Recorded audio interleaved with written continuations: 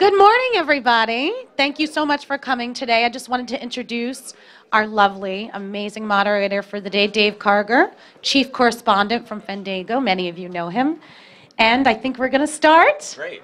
Thank you for calling me Handing lovely it and over. amazing. I appreciate that. Of course. Okay, let me introduce our panel today. Two of the producers of the film, Hutch Parker, Lauren Schuler-Donner. And then from the cast, we have Peter Dinklage, Patrick Stewart, Hugh Jackman, James McAvoy, Michael Fassbender, and Ellen Page. And then the screenwriter and producer of the film, Simon Kinberg. Welcome, everybody. So this is a room filled with people who have lots of questions for you, but I'm going to start it off with a couple quick ones. I have a question, first of all, for Hugh, Ellen, and Michael. If I were to describe this movie in one word, it would have to be intense. And my question for the three of you would be, how did that affect the filming, and was there one moment that stands out to the three of you as being particularly intense to film? It was like camping. We were intense and. That was good. We're off. We're flying. We're here all week, by the way. Enjoy the veal. Yeah, it's difficult for me to answer because I don't really talk to anyone when we're on set. I don't like people looking at me, that kind of thing. But it's weirdly with a cast like this, and it's sort of felt in a way like two films, because the beginning was the future, which was like an incredible reunion, wasn't it, Patty? I mean, for all of us. And then on came the younger, more inexperienced actors. Can we stop calling them that? Should we just call them inexperienced? I feel that it's somehow... Yes. Yes. Do you want to take a vote on that? The original, yes. Yeah. And the whole time, as intense as the material was, it was unbelievable. And I'm probably uniquely qualified to say, having worked with everyone, that being on the set throughout the whole thing, it was a joy. It was, this film has always had a great bond from the beginning. And I see with you, I felt it with you guys when you're working together. It's a great bond. Everyone's very passionate about it, takes it very seriously, but has a lot of fun. But in terms of intensity, I remember very clearly sitting at the back of that private plane watching these two guys go at it. And I say this absolutely sincerely, that I thought I was never sure if it'd be possible to fill the shoes of Ian and Patrick, what they did in X-Men. When I saw First Class, I realized these guys did it with such aplomb and confidence. Not only do they feel like the younger versions of those characters, the more inexperienced version of those characters, but they also have made it their own. And it's an incredible feat, what you guys did. And I think, like you guys anchored the films in X1, I think these guys anchored the films in this. I mean, Ellen, for you, so much of this movie hinges on what you're doing to Hugh's character. What were those moments like to do? It required a lot of focus. It's kind of back to what Hugh was saying, is, I'm getting to be in a confined space with just unbelievably extraordinary actors. And so, 1 minute I'm watching Patrick deliver a monologue over and over and over again, and it's just blowing your mind, and, you're just inspired by it completely. And then the next, you're spending your day with, the loveliest human beings who are sweet and generous and funny, and it just makes every day a joy. Patrick and James, your scene together is so powerful, in part because you're positioned so close to each other physically. What is it like, after playing these roles before, to be playing opposite someone in the same role and in such a close physical proximity? Kings before Queens?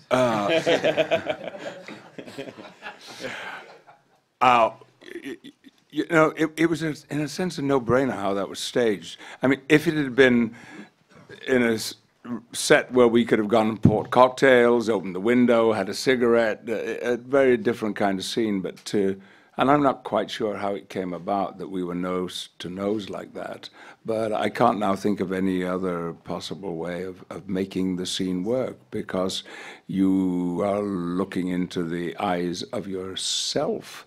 It was James's first day of work on the movie, and it was my last day of work on the movie. I mean, my bags were packed, I was ready to get out of Dodge.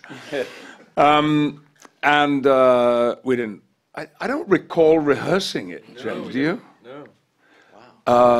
We knew the lines, and they rolled the camera, and it was, I don't know, 40 minutes work, as far as I can recall. I shouldn't have said all that. I should have said we worked on it for weeks. You know, just the two of us and Bryan and the crew, but it actually wasn't like that at all. Anything to add, James? On that? Sorry? Anything to add on that moment? It was quite. I've been a fan of Patrick's for long years, but I watched him for And it's 7 mutual. years, and I've been a fan of his for a very short time. I watched him for 7 years in Star Trek, and way back to Children of Dune, and not Children of Dune, Dune, and. I know, dude, you're amazing in that. And thanks, Still Gone. And so getting to come and do my version of a character that he's been in charge of for 14 years at his face was it was quite nerve-wracking. But then you kind of go right, yeah, in your face, man. Yeah. So you've got two choices: you either get nervous and let it overcome you, or you get quite sort of like excited about the fact that you might fail strangely. So it was good. It was good fun. And then real quick, Peter, if I had told you 10 years ago that you'd be the go-to villain on TV and film, what would you have said to me? Define villain. I don't know. No, I mean, I jump at the chance of doing these little indie movies. You know, they sometimes they can shine more than the big ones, given the right script and working with the right actors. So, Yeah. but I'm going to argue the whole villain thing with about that. So We'll talk later. yeah, we'll talk later. Biggest challenge in juggling all the different casts as far as writing is concerned, Simon, and as far as producing is concerned, was it just scheduling? Scheduling was as tough as any schedule I've ever seen. Hellacious. Because not only was it a big cast, everybody had restricted dates. Everybody was going on to other films. So the jigsaw puzzle of that was beyond complex and included that first month having to shoot everybody out and then bringing in the new cast and various restrictions. It was Hugh had to pretty, go away for a month to sell the Wolverine. yep. Jennifer was doing Hunger Games. He had to go back These to play a guys had villain. other commitments. You had nothing. No, he was difficult. Inexperienced and raw and exciting and new. Nobody wanted to hire us. Ever had so many lead roles in one script? No, I don't think I've seen a movie with this many lead roles. That was the biggest challenge, was just keeping all of the characters straight in their own stories and making sure that everybody had their own emotional arc over the span of the movie, so that I was telling in each scene a progression of that character's story. And that was, I had colored note cards on the wall, different colors for each character. I could tell you what all your colors were. They didn't get to pick their color? They did not get to pick their colors, nor see those cards, actually. But it had, you were red, Hugh was purple, which is strange for Trask. But at any rate, that kept it straight for me, because I could look at the board and see each of their stories broken out separately. I love it. Question right here in the front. Oh, with a mic. Oh, so there's a microphone. Please ask the question into the mic. Sure. Yes, and who are you? Hi, I'm going to stand up. David Onda from Xfinity.com. First of all, the movie is amazing. As a lifelong X-Men fan, this was everything I could have dreamed of from a movie, and it was excellent. For the Professor X and Magneto characters, how did you coordinate with your older and younger selves to play that character? What did you learn about the character that you had not known before? And for Hugh, what did you learn from your younger self, I guess? It made me feel that I'd really like to go back, Lauren, and shoot all the other movies again, now that I know exactly where I came from and what I was. I could get so much more James McAvoy into that performance if you like. I think everybody needs a little James McAvoy in them.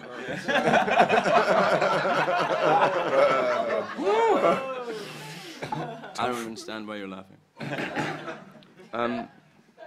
We didn't talk about at all, yeah. But again, I've been watching you for years, and I mean, like since I was I think 10, 11, something like that. I first watched Dune, and so your characteristics and idiosyncrasies, sort of, I think I know them quite well in terms of a performer, anyway. But the key thing was watching the empathy that pours out of you in the previous movies, and I hoped in First Class to be able to emulate that particularly, because it's sort of the prime characteristic of Professor X, isn't it? I think anyway, this willingness to care and reach out and help and touch. I didn't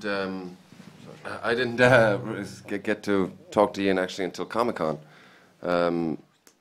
We sort of kept missing each other. But for this one, I spent more time. I had basically this thing on YouTube, which was Ian McKellen in the 70s giving an RSC workshop about Macbeth, and it ran for about 10 minutes, what I had. So I was just sort of playing that over and over again, and just sort of trying to sort of get more of the rhythms and tones of his voice. And then we finally did get to meet in Comic-Con, which was great. But unfortunately, I didn't have a scene with him. We flipped a coin, and James and Patrick won the toss. So, I think what Simon did so brilliantly, one of the many things he did brilliantly with the script was invert what happened in X1, where Professor X was a mentor guide for Wolverine, and that became the opposite in this movie. And in fact, there's so much about this script. I've been reflecting on how you call back for fans. There's so many great surprises in there for fans of the X-Men, not only comics but the film series. And yet you still make the film feel like not just a celebration but a fresh beginning. I feel like watching this movie, as you did, like, oh, we could start again. It feels like an opening. You did a brilliant job with that. For Wolverine going back in the 70s, I just think it's perfect. I don't think Wolverine ever wanted to leave the 70s, you know. The hair, the mutton chops, everything, the clothes, the car. I mean, I think the moment that Tears for Fears, Flock of Seagulls, Wham, Duran Duran came along, Wolverine was like, I'm out. I am quite looking forward to seeing Hugh in drain pipes, though. If it's like, You guys are keeping the whole leather jacket industry intact too, with the wardrobe in this movie. Who has the mic? Oh. Hi, I'm Rakia. I'm from the Shadow League. This movie, and this vibe I get from you guys, it's like really light and happy-go-lucky and playful. But the reality is, this movie's heavy. Mm-hmm. You know, it's. I felt so much pain and anger and rage and desperation. And so, my question is, from all of the other X-Men films, what were the difficulties in actually making this film, of actually having to go there and see some of these characters actually get killed and die and pull apart? That's pretty heavy. Nobody will be drawn. Yeah, I don't know. I think there's a few things, isn't there? You're 7 movies in or something, so you've got to stretch not just the audience. You've got to stretch the characters in order to give the audience something new. But also on top of that, you've got to. There's no half the point in going back with First Class, and even though this is across 2 time periods, the future and the past, the point of going back is to show how different people are, and so the audience can be there for the key turning points in their lives when somebody goes through the crucible and somebody is galvanized, somebody is formed, and somebody becomes who they will be. And so you've got to hang around for the worst moments, because if they don't kill you, they make you stronger. And what's interesting in this movie is that lots of people do get killed. They don't get made stronger. But in aid of saving the future and somehow altering the past and all that kind of stuff. And that's kind of dark and amazing, but ultimately, I don't know what I'm saying. One thing about telling a movie with this many characters is you do actually have to choose a protagonist. You have to choose the one person whose emotional story is the core of the film, and that was young Charles, for me, writing it. And it was really the story of a guy who starts the film without hope, ending the film with hope.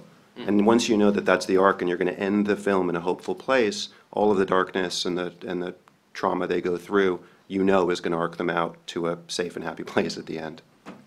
And for the maturer Charles, this movie from the very first shot has found him in a situation unlike any before. Whenever we've seen the good professor, he has always had options, and those options have included negotiation, persuasion, diplomacy, some resolution that will not be violent.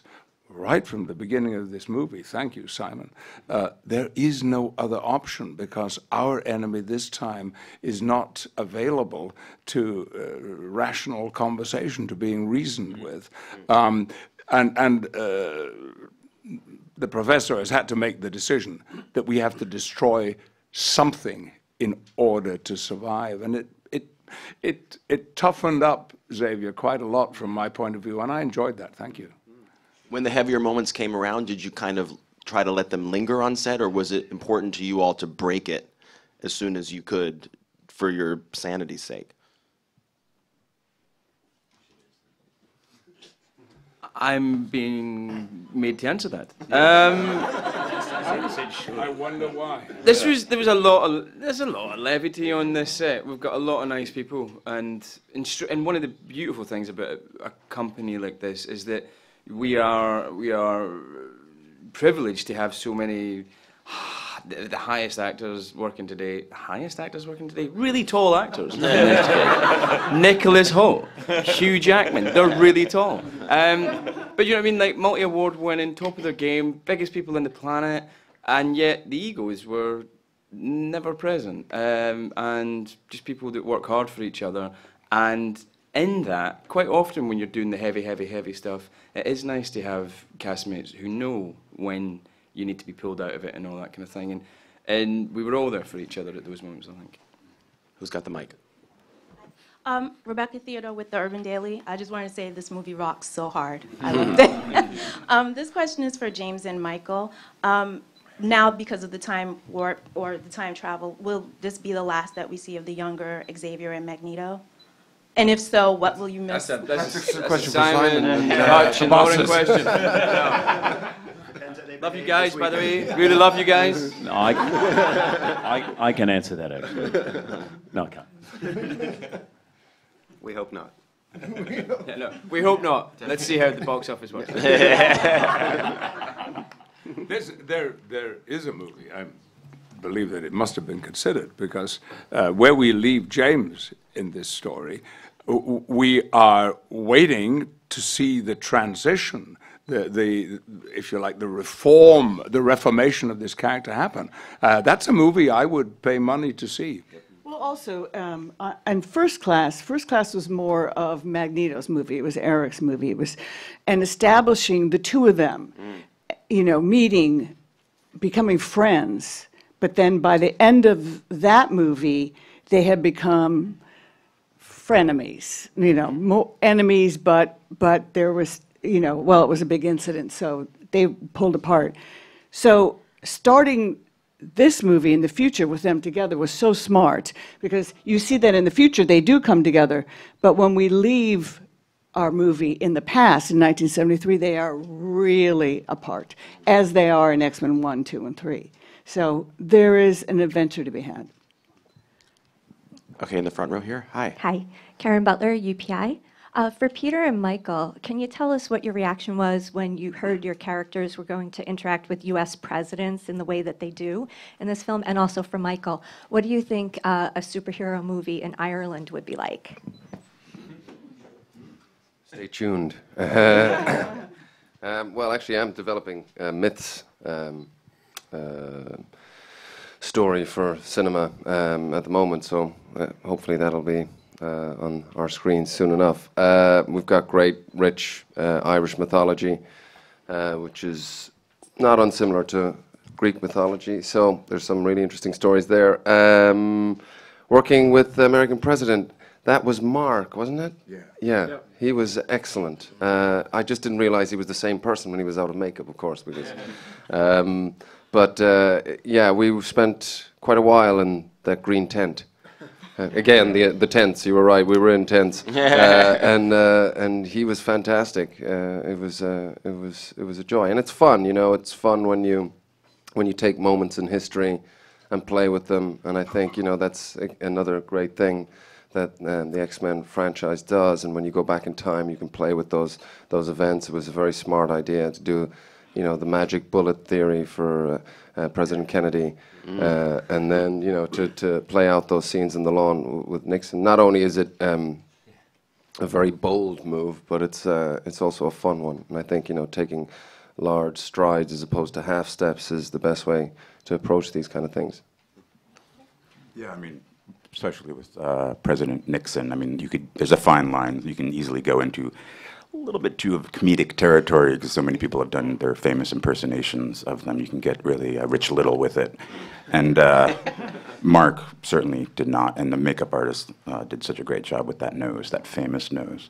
And considering my mother was an elementary school teacher for 35 years, and she taught at the Nixon School in New Jersey. I was raised a very liberal Democrat, and she was protesting Nixon when he was in office. And we have a picture of my mother and President Nixon shaking hands, and much to her.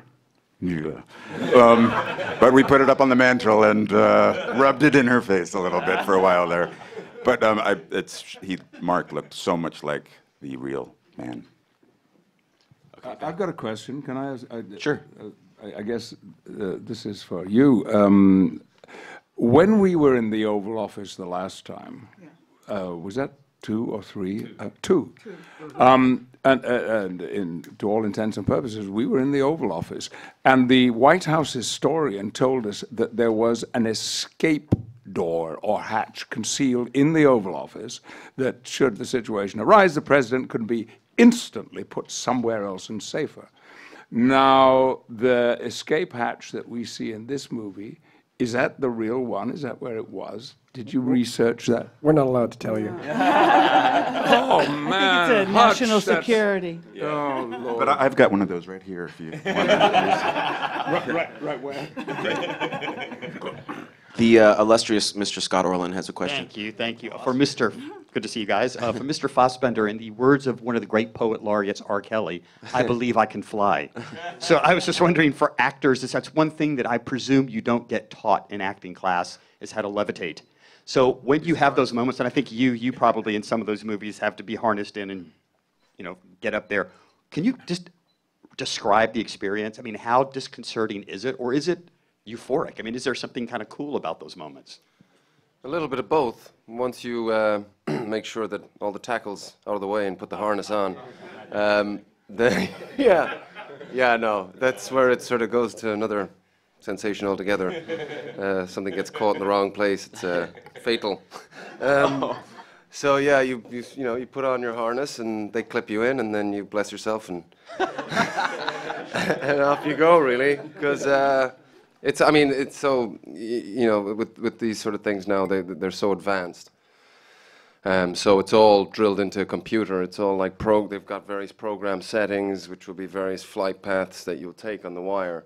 I remember when I first did wire, there was 2 people sort of going like that backstage, but now it's so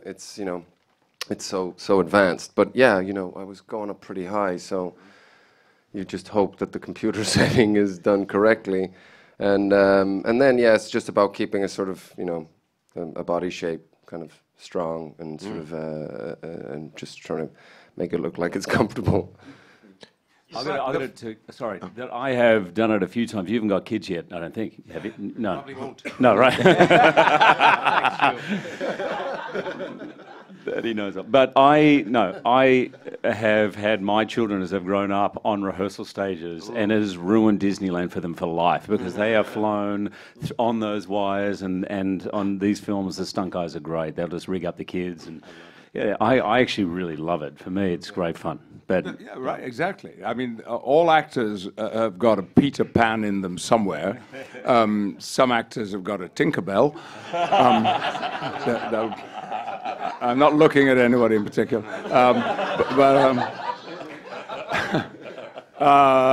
I did a significant amount of flying in this, and unfortunately not all of it made it into the final cut.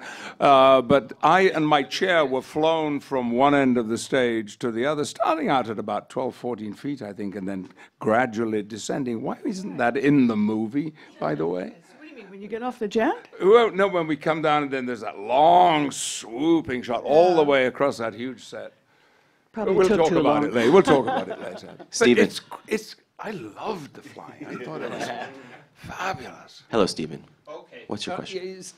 For Peter, could you expand a little bit about not feeling like you're really the villain when you are the villain, and do you see the and do you see this connected at all with Game of Thrones? These two characters. The game of what? No, I wanted to argue with him about. He said two villains, and this guy, sure, but not so much the other guy. No, I've said that before, even regarding this guy, and it was more like the highfalutin actor thing of not judging your character, seeing them as a villain. You are so highfalutin. Aren't I? I go back to the text. Having not been asked for the next X-Men movie yet, I go back to the text, Simon. No, I mean, he really believes he's doing the right thing. He wants to save humankind worldwide, and at the same time, in a time of war, the Vietnam War, one of the worst wars in our recent history. I guess they're all really bad wars, but he thinks this is an opportunity to bring the world together. But he's also a capitalist, and I think if you're going to tack on villain or evil to someone, those are the guys that I don't trust. Profiting, war profiteers, and he sure has his big T on all these cargo containers with the sentinels in them, and that's ego, war profiteering, and that's where true villainy for me lays. And the guys in the suits, the guy screaming at a tree in Central Park, he's crazy, and I get that being a New Yorker, but the guys down in Wall Street in the suits and bleeding people of their life, that's villainy to me. Did you see a historical character from the 70s that you modeled them on? Not particularly, no. I think I just saw some old pictures of my dad and his friends at that time. And that's where the look comes from, I think. Yeah. Oh, yeah. Question here? And it's my hair. Last question. Hi, I have a question for Japan and also France, for the producers, because there's so many casts in this amazing story in two different eras. In order to let each character shine, what are some of the things that you have to be creative to do that? And what is the most difficult challenge to that? Because when there's so many, it will be too much. So what are the things? And also, what is the Umashi character come about? That's for France. Well, in terms of the shining, I think a lot of the credit goes to Simon, because to me the key with that many characters is that each of them have an emotional story that's compelling, and that we as audience want to watch and follow. And I think that's the obligation in any story, in any film. But to do it with this many characters is truly a remarkable achievement. And both Simon and Bryan deserve a lot of credit, as does the cast, obviously. Also, when we're editing, our goal is to move the story forward, to define character and advance the story. And therefore, that compels us to cut from character to character and allow them to tell us a story. So that kind of dictates using them to their best advantage in resolving their conflicts or establishing the crisis at hand. There's a luxury with this cast too, as a writer, where you can tell a compelling story with 4 scenes, 5 scenes, because they bring such gravity and humanity to the characters that I don't have to do as much work as I would have to do maybe with other actors of lesser ability. They bring a kind of drama and an understanding to every scene that weights that scene more heavily. And the Umashi character? You mean when will we see? Sometime in the future. Homer's season. What? Bishop. Oh, Bishop. When will we see him again? How did he come about? How it was with him? How was he a good friend? Question from France. And it's also, all coming clear. Will the character of Lucas Bishop have a greater place in the next movie? Oh, he was wonderful. He was a joy. He was a joy. You know, just from my point of view, Omar has a loveliness. He's very centered, and he's got this smile that lights up the world. He's a joy to work with. I don't know how you all felt. You all didn't work with him. None of these. Yeah, you did, and Ellen did. He's amazing, and I have never, on all the films I've been on, and if I look around here, I'm sure all of us have been on films with big movie stars. I have never seen females on a set react to an actor, Dan, when Omar. I walked into the makeup trailer just as he was leaving, and literally 3 women collapsed. Like, oh my God. Yeah, God. Yeah, no, James was leaving at the same time as well. Hard to say. Sorry. Yeah. Yeah, So he was awesome. I want to thank all of you for the questions. I'm asking everyone, including myself, to stay seated while the panel leaves because they have a really busy schedule to get to. So thank you all for joining us today, and thanks for the questions. Have a great day.